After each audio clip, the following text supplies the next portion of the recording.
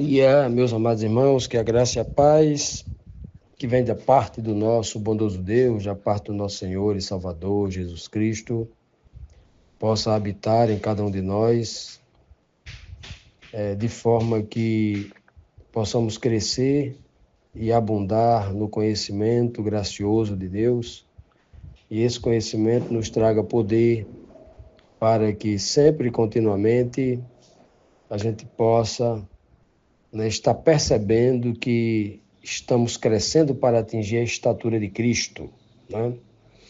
Meus amados, vamos iniciar aqui uma nova lição. A lição desta semana é a lição 22, tem como título A Síntese do Testemunho. Vamos tentar aqui resumir o testemunho do homem para com o outro homem, né?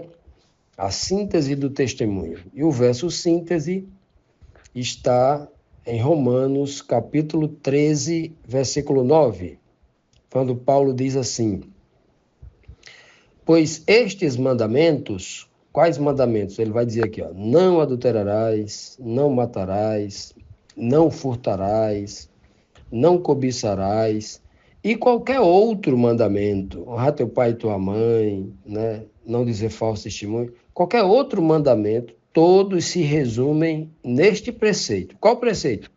Ame o seu próximo como a si mesmo. Então veja que Paulo está dizendo assim: ora, vamos fazer uma síntese do mandamento? Vamos fazer uma síntese do mandamento que eu preciso guardar para testemunhar para com o meu próximo de que realmente eu tenho Cristo em meu coração? Ele está fazendo aqui um resumo, uma síntese. Ele mesmo, todos se resumem. Eu estou fazendo aqui um resumo. Um resumo não significa que se está anulando os mandamentos para criar-se um resumo. Se faz um resumo para facilitar o entendimento na cabeça de pessoas que têm dificuldade de entender muitas informações. Aí você faz uma síntese para pessoas que têm uma mente com dificuldade de memória, de entendimento, de juntar as peças para formar um pensamento coeso. Aí você faz uma síntese, faz um resumo. É o que Paulo está fazendo aqui.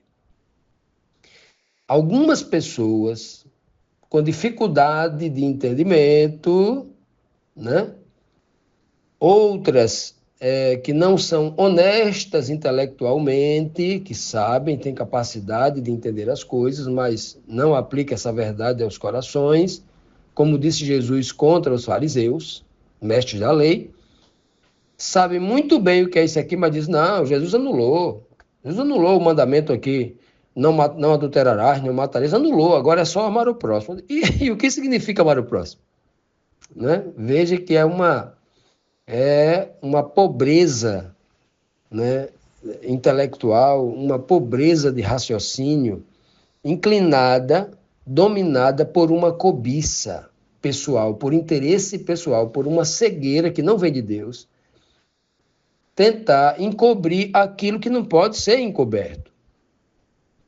Aí se pergunta, ô pastor, você que está dizendo que não tem mais mandamento nenhum, agora é só esse, é meu próximo como a si mesmo, porque Paulo não está dizendo isso, está fazendo um resumo, uma síntese, para compreensão aos que têm a mente embrutecida, a mente limitada, como diz Paulo, né? Uma mente rudimentar, uma mente rude, preguiçosa, que não foi exercitada como um músculo que se desenvolve sendo exercitado. É isso que Paulo está dizendo, né? Não, mas Paulo anulou aqui, agora é só amar o seu próximo. Então tá certo. Se Paulo anulou o mandamento aqui, Paulo não tem autoridade nenhuma para anular nada. Nem Jesus tinha autoridade para anular a palavra de Deus. Ele mesmo dá testemunho que ele era obrigado a cumprir a palavra de Deus. Ele não veio mudar nenhuma vírgula, ele mesmo dá testemunho lá em Mateus 5,17. Como é que Paulo tem autoridade alguma para estar mudando nada? O próprio Paulo testemunha que não falou nada mais a não ser aquilo para confirmar tudo que estava escrito na lei de Moisés e nos profetas. Ele testemunha diante de tribunais, deixando bem claro isso, né? Mas o pastor diz assim, ame o seu próximo, esse negócio passou, esse negócio de mandamento passou. Aí você pergunta, pastor, então quer dizer que na sua igreja aí eu posso adulterar? Não, pode não, mas não passou. Pastor, quer dizer que agora eu posso matar? Não, pode não, mas não passou o mandamento. Aí você vê que uma pergunta simples de qualquer pessoa que também tem a mente rudimentar, mas que foi inspirada a fazer uma pergunta simples, emudece muita gente que de forma maldosa, sendo desonesto intelectual para com os pobres que têm dificuldade de raciocinar, porque têm desejo de dominá-los, para explorá-los, sempre é assim, né? Tem esse discurso. Então, o que Paulo está fazendo aqui, ele está fazendo um resumo, tentando fazer uma síntese para facilitar a compreensão das pessoas. Até porque Paulo, ele combatia, não é? Aqui no livro, até está combatendo aqui no livro de Romanos, o excesso de legalismo que havia se instaurado dentro da igreja judaica, dentro do judaísmo, a partir dos doutores da lei, né? Dos escribas, dos fariseus, que era uma seita muito extremamente radical, né? Faltava equilíbrio. Eles colocavam as suas tradições acima da palavra escrita, né? Queriam, como se eles quisessem melhorar a lei, enrijecer a lei, como se dissesse que eles eram mais rígidos, mais santos do que o próprio Deus que deu aquela lei. Eles tinham essa dificuldade. E então Paulo, obviamente, né, que falou bastante aí contra a questão do legalismo, cuidado para não colocar a tradição acima da palavra real de Deus, né? Então, Paulo aqui, ele está justamente tentando fazer com que o povo compreenda que o objetivo de todas as leis é atingir um objetivo. Qual é? Amar. Porque se você ama a Deus, você guarda os mandamentos dele. Se você ama o próximo, você não faz mal nenhum contra o próximo. E quais são os males? Os que estão especificados na lei. Então, olhe para a lei que você vai entender o que não pode fazer. Jesus Cristo mesmo deu um exemplo, né? O mesmo Jesus que disse, que Paulo já está aprendendo com ele, porque foi Jesus quem disse primeiro, né? Ama teu Deus de todo o teu coração, com toda a tua alma, com todo o teu entendimento, e ame ao seu próximo como a si mesmo. Mas Jesus estava dizendo alguma novidade, ou isso que ele já disse já estava no Antigo Testamento? Quem foi que disse que nós deveríamos amar ao próximo como a nós mesmos? Está lá, foi Moisés quem disse primeiro. Cristo está agora parafraseando, citando a própria escritura que eles já conheciam, né? É o que está escrito já lá. Então, veja bem, quando Cristo, se Paulo quis fazer uma síntese, como foi que Cristo fez? Cristo fez uma síntese ou fez uma profundidade, ampliou o mandamento? Ele disse assim, ó, o que é que está escrito na lei? Não adulterarás. Eu, porém, vos digo. Olha, ele vai entrar dentro do mandamento não adulterarás e vai ampliar a compreensão e vai aprofundar, né? Estimulando a expansão mental do homem, o raciocínio do homem, fazendo justamente o contrário que Paulo está falando aqui para a mente embrutecida, tentando resumir o pensamento. Ele falou assim, o que é que está escrito na lei? Não adulterarás. Eu, porém, vos digo, se você apenas desejar a mulher do próximo, você já está em adultério. Porque o pecado acontece no espírito primeiro, é o desejo. Você está desejando a mulher do próximo e vai alimentar. Agora, se você veio na sua memória uma cena estimulante ali da carne, né? A carne estimulando você a olhar e pensar na mulher do próximo. E na mesma hora você repreender aquele pensamento, dizer, Senhor, repreende, isso é do maligno. Jamais eu posso fazer isso. E ora e pedindo ao Senhor que elimine aquilo. Aquela vontade, aquele espírito será reprovado pelo seu caráter. E na oportunidade que você vê a mulher do próximo, você já tem a força para combater aquilo. Mas se você se deliciar naquele pensamento, se deter nele, né? E entrar nas suas fantasias daquele pensamento, alimentando a carne, dando vazão à carne, fortalecendo a carne, Ah, se tiver oportunidade, você vai concretizar esse adultério. É por isso que Cristo disse que se você desejar, então veja que o próprio Cristo nos ensina que nós não devemos pecar em relação ao adultério ou qualquer outro mandamento. Ele deu esse mesmo exemplo em relação a não matar. E poderia fazer isso com todos os mandamentos, né? Ele poderia fazer um exercício. Mas ele deu 2 exemplos, não matar e não adulterar, para que a gente fizesse os outros. E esse é o grande exercício espiritual. O que Paulo está tentando dizer para as pessoas aqui é que se a gente não tiver amor pelas coisas de Deus, por Deus, não adianta ter 1 milhão de mandamentos, você não guarda nenhum. Porque não tem amor? Pode até guardar na aparência, mas no coração não guarda, e para Deus não vale nada se não for verdadeiro do fundo do coração. Continuando, amados, vamos aqui para a primeira pergunta dessa nossa lição aqui semanal, lição bíblica diária. A primeira pergunta, estudando sobre a síntese, né, do testemunho que nós temos o dever e a obrigação de dar para o mundo, para que, como servo de Cristo, a glória de Deus dada a Cristo resplandeça através de nós, né? Como Cristo disse, vós sois a luz do mundo, vós sois o sal da terra. Então nós temos essa nobre missão de resplandecer a glória de Cristo em nós para que o mundo glorifique a Cristo.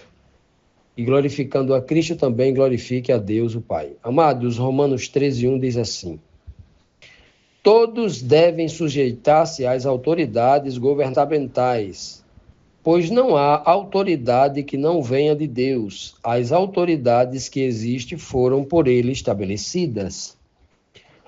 Aqui, este verso foi colocado para responder a seguinte pergunta: ainda sobre o testemunho público, como o fiel, o santo, o servo de Cristo se relacionará com as autoridades constituídas? Vamos lá, vamos entender aqui esse verso e o contexto. A gente vai ler todos os versos contextuais para não fazer como alguns fazem.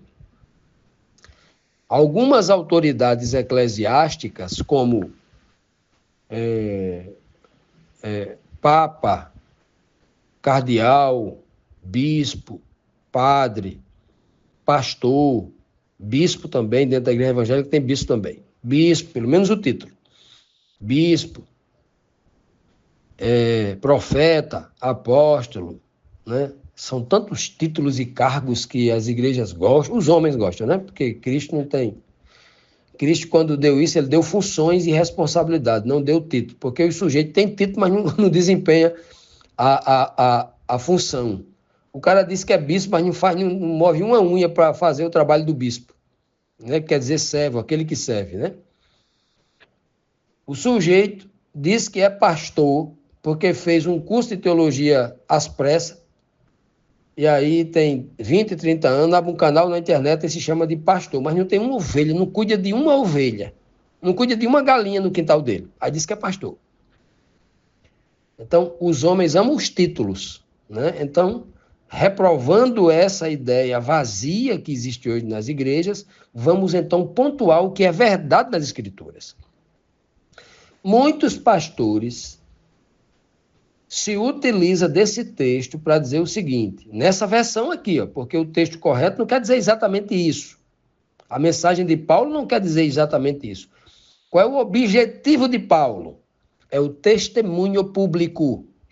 Porque o povo de Deus não é um povo desordeiro, é um povo ordeiro, é um povo que cumpre leis, é um povo que respeita as regras, é um povo que dá testemunho para todo mundo.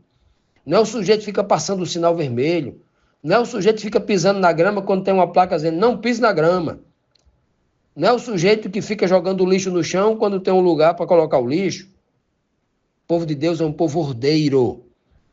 Um povo de ordem e de decência, como é o seu Deus. Essa é a síntese do testemunho que Paulo quer dar aqui. Então, quando nós lemos todos devem sujeitar-se às autoridades, os pastores desonestos, que estão errados, que estão ali com o interesse de explorar as pessoas, utilizam esse texto para dizer aos irmãos, para impor medo nos irmãos, dizendo assim, eu sou autoridade sobre você, me obedeça. Não tem isso na Bíblia não, isso é mentira, viu? Mentira, porque o pastor está ali, não está ali para dar ordem a ninguém, não. O pastor está ali para servir o próprio Cristo, que é Senhor sobre todos, veio aqui para servir. Eu não estou aqui para dar ordem a vocês. Estou aqui para servir. Vocês são meus servos, eu sou senhor de vocês. Mas eu não estou dando ordem a vocês, estou dando exemplo. Faça como eu fiz. Aí Cristo ensinou os apóstolos. A essência do líder é aquele que serve, não é aquele que manda.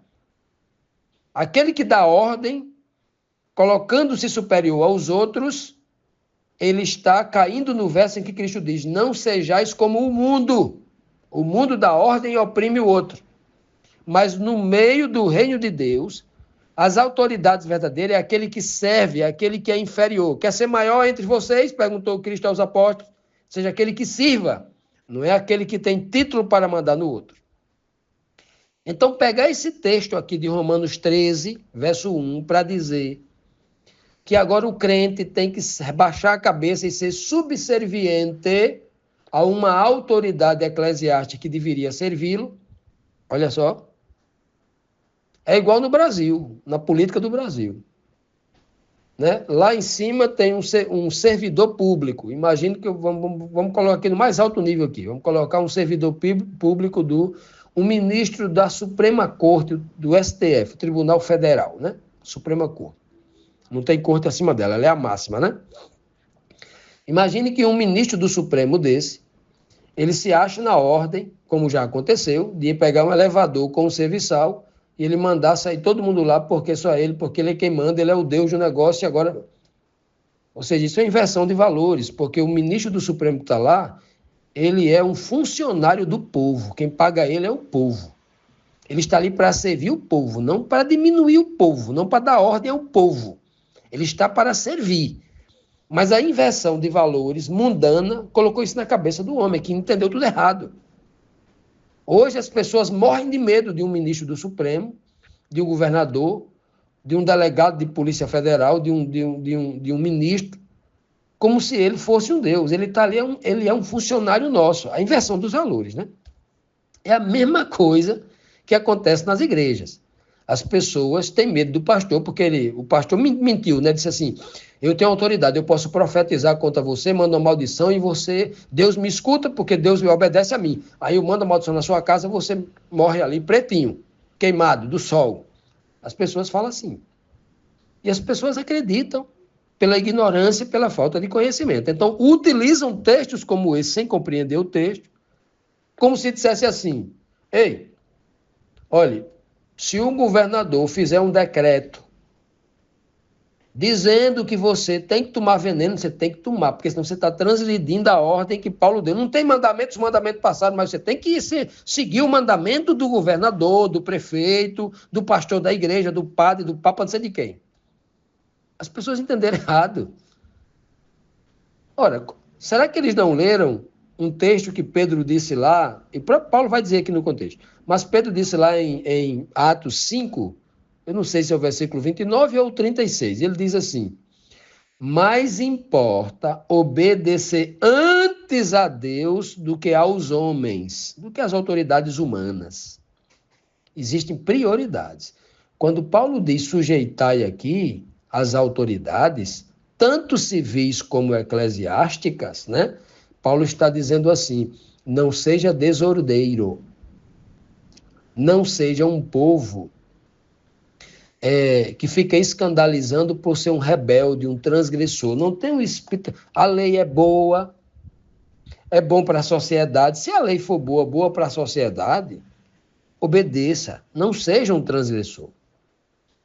Agora, se a lei não foi aceita pelo próprio povo, uma lei que é opressora, você vai concordar com a injustiça? Não, isso está implícito num princípio que é maior do que esse verso aqui.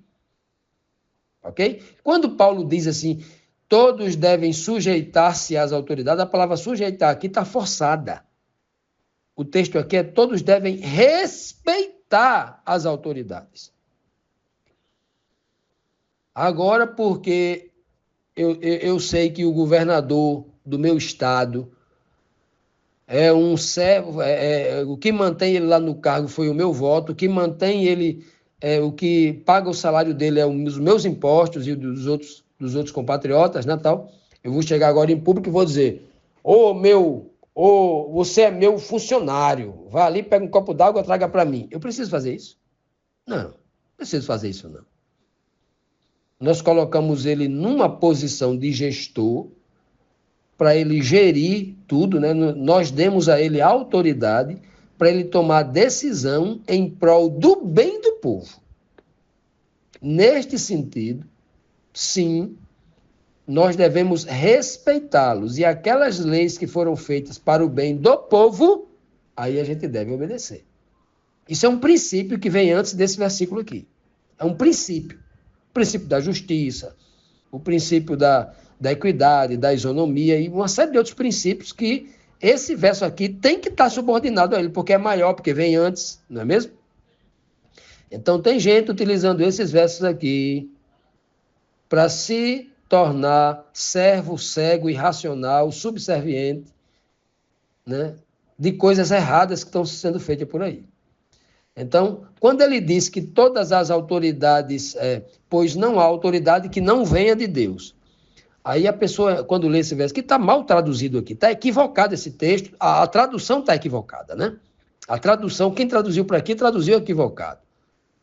Porque Paulo não está dizendo que todas as autoridades foram postas por Deus. Quem botou o presidente do Brasil foi Deus, não foi meu voto, não. Foi nós quem escolhemos. O que o texto está dizendo aqui é que Deus permite que aquela pessoa, Deus não aprova, mas permite. Ou será que o Deus onisciente aprovou Saul como rei de Israel? Ele permitiu, porque o povo pediu. Nós queremos um rei como as outras nações. Nós queremos do nosso jeito. E Deus deu, para provar para o povo que eles estavam errados, um rei conforme eles queriam, mas Deus nunca aprovou Saul. Deus fez tudo, Deus não ficou contra, escolheu o mais bonito, o mais alto, como eles queriam. Deus, para provar que não queria o mal deles, ungiu Saul com o Espírito Santo, e Saul foi cheio do Espírito Santo, até profetizou, para mostrar que Deus não era contra Saul, nem contra ninguém, que Deus não queria o mal deles, mas Deus provou para eles que do jeito que eles queriam estava errado. O cara bonito, forte, lindo, eloquente, né? Estava errado. Não era do jeito do povo. Mas Deus escolheu um chamado Davi. Esse deu certo. Não é? Então preste atenção como isso é maravilhoso. Né? A mensagem que Deus quer passar para cada um de nós. Né? Então Deus permite que determinadas pessoas sejam isso, sejam aquilo. Ele permite. Ele deixa que o curso natural das coisas, inclusive obedecendo a um princípio chamado livre-arbítrio, não, mas nós queremos aquele juiz, aquele presidente, aquele governador, aquele prefeito, aquele vereador, que não vale nada, está envolvido com crime, é corrupto, mas eu quero ele, vou votar nele. Aí você quer? Então pronto, eu dou. O Senhor permite. Então, quando ele diz aqui que não há autoridade que não venha de Deus, ele está dizendo, não há autoridade que não ocupe um cargo se não for porque se não for da permissão de Deus, ele morre. Se Deus não permitir, ele nem existe. Então, tudo o que acontece debaixo do sol está sob o controle de Deus. É isso que o texto está dizendo. O texto está dizendo que Deus não está elegendo. Deus escolheu aquele homem para ser o vereador. Ora, não falemos essa bobagem? Porque isso não é o que está escrito aqui nas Escrituras Sagradas. Continuando, amados, vamos aqui para a segunda pergunta, que diz assim: essa obediência deve ser incondicional ou há exceções no verdadeiro temor? O temor que leva à obediência racional, né? Vejamos aqui o versículo 3, Romanos 13, 3, Paulo diz, pois os governantes não devem ser temidos, como é hoje, a não ser pelos que praticam o mal. Eita, então esse que pratica o mal foi Deus que colocou? Olha, Deus não compactua com o mal, né? Você quer viver livre do medo da autoridade? Pratique o bem. E ela, a autoridade, o enaltecerá. Ou ele, o bem, o enaltecerá. Veja bem. Então, Paulo está dizendo aqui claramente que Os governantes não devem ser temidos, a não ser que ele seja como o Nero, que vivia exatamente nesse tempo, que era o imperador de Roma, nos dias em que Paulo praticamente escreveu essa carta aqui, né? Era ali contemporâneo ali de Paulo. Então, esse Nero deveria ser temido, porque ele era mau, né? Olha só o que Paulo está dizendo. E Paulo obedeceu a Nero, desobedeceu em quase tudo, e por isso, e por consequência disso, decretaram ali a morte de Paulo, né? Ó, os governantes, eles não devem ser temidos. Aí tem uma exceção aqui, ó. Só se ele for uma pessoa mal. Aí você deve ser uma pessoa má, né? Aí você deve temer. Um homem mau deve ser temido, temido no sentido não de ter medo, assim, deve ser evitado. Qualquer tipo de sociedade ou aproximação, porque é mal, não vai sair nada de bom dali, né? Aí ele vai explicar o que ele está querendo dizer com essa primeira frase. Paulo diz assim, ó, se você quer viver livre desse medo de um homem que tem autoridade, só é seguir as leis. Ah, eu estou com medo da polícia. Você está com medo da polícia por quê? Por que você vai ter medo da polícia? Ah, você está roubando? Ah, então tenha medo. Ah, eu estou com medo da polícia. Ah, você tem alguma coisa errada. Por que você está com medo, então, da autoridade se você está na lei? Não, mas a polícia foi e me prendeu. Me prendeu e levou para a delegacia para eu prestar depoimento. Quando chegou lá, puxaram a sua ficha, não tem nada. Não tem nenhuma testemunha dizendo que você roubou. Pelo contrário, quando chegou lá na delegacia, chegou um monte de pessoa da sua igreja dizendo que você era bom, honesto, tal. Então você não tem medo. Você vai tranquilo. Você quer me algemar? Me algeme, leve. Pronto. Tudo vai ser esclarecido lá. Né? Tudo vai ser esclarecido. Então, o homem que anda na lei, o homem que anda praticando bem, ele não tem medo de nada nesse mundo. O homem que tem fé em Deus, em Cristo, ele não teme nada, nem a morte, porque ele sabe que um dia será ressuscitado e receberá a vida eterna e nunca mais a morte chegará nem perto dele. Então, veja bem, é o que Paulo está querendo dizer aqui. Se você está andando na lei, se você está obedecendo, se você está é do bem, faz as coisas certas, por que você vai temer a autoridade? Paulo sabia, Paulo chegou um tempo aqui, não nesse momento aqui em que ele escreve o livro, a carta aos Romanos, mas chega um tempo que ele sabe que ele vai ser morto, ao ponto de dizer, olha, eu estou sendo oferecido como um sacrifício de libação. Ele vai confessar que ele ia ser sacrificado, não morto, sacrificado, assassinado, por mãos sujas, né? Pela força do mal, só que aquilo não era um sacrifício do mal, aquilo estava se convertendo no cheiro suave a Deus. Por quê? Por que era agradável a Deus? Era um sacrifício de libação. Porque o que estava sendo oferecido ali era como se fosse um cordeiro sem defeito, uma tipologia do Cristo.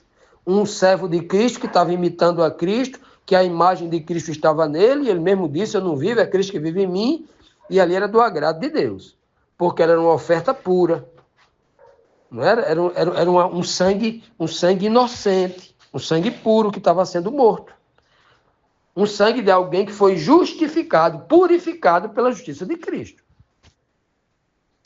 Então, Paulo chegou um tempo em que ele sabia que ia ser morto pela força do mal. Mas mesmo assim, e Paulo não obedeceu aos reclames dos ditadores. Paulo desobedeceu às autoridades, porque as autoridades queriam que ele parasse de falar sobre Cristo, queria que ele negasse a fé, abandonasse esse caminho, que estava pregando a liberdade, e os ditadores, né, os imperadores, os governadores, entendiam que essa pregação do Cristo, falando sobre liberdade, incentivava o povo a não pagar imposto. Essa religião cristã era um problema para os governos do mundo, porque falava muito em liberdade. E aí era um problema, e então Paulo não ia parar de deixar. Paulo, não tenho dúvida que apelaram muitas vezes ao coração de Paulo para que ele negasse a Cristo, para que ele parasse. E Paulo falou assim, não, isso eu vou desobedecer vocês, autoridades, mostrando claramente que não é para obedecer. Agora, o que é que Paulo diz? A obediência é dentro do bem, dentro da verdade. Se a lei é boa, você cumpra ela. Se a lei não é boa, foi feita por um ditador para perseguir pessoas, por ideologia política para tentar uma dominação sobre as pessoas não devem obedecer, porque são livres. Ah, eu não devo obedecer, e qual é o problema? Aí você sofre as consequências. As consequências é ser perseguido por causa da justiça? Que seja. Mas tem que ser boa a lei.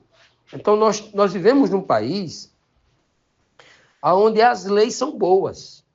E o cristão, ele deve seguir essas leis boas, porque as leis são boas. Ah, mas tem lei que é ruim. Ah, porque tem alguém interpretando errado. O lado do mal está interpretando errado. Tem gente má que está fazendo leis, legislando em causa própria para beneficiar um grupo, para ganhar mais dinheiro, mesmo que essas leis vão beneficiar o crime, vão beneficiar a coisa errada, o desvio, a corrupção, vai facilitar que o corrupto não seja punido, tal. Existe brechas na lei devido à interpretação de pessoas más, que tem em todo lugar. Mas o homem santo, o homem com discernimento espiritual, ele sabe perfeitamente que tipo de lei é boa e que tipo de lei não é boa. A lei do bem, da verdade, da vida, e o cristão deve. Os cristãos. Ora, um cristão fiel. Quem já viu um cristão fiel ser preso porque roubou alguém? Quem já viu um cristão que reflete a imagem de Cristo está envolvido em escândalo de calúnia, de violência, bateu em alguém, né? Viver em prostituição, viver em escândalos? Não tem. Então, os cristãos são ordeiros.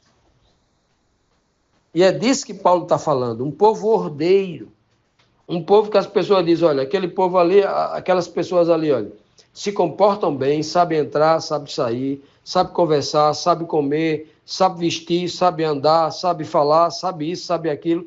Olha, que beleza. As pessoas olham para você e não encontram nada de errado que elas possam acusar. Que maravilha, né?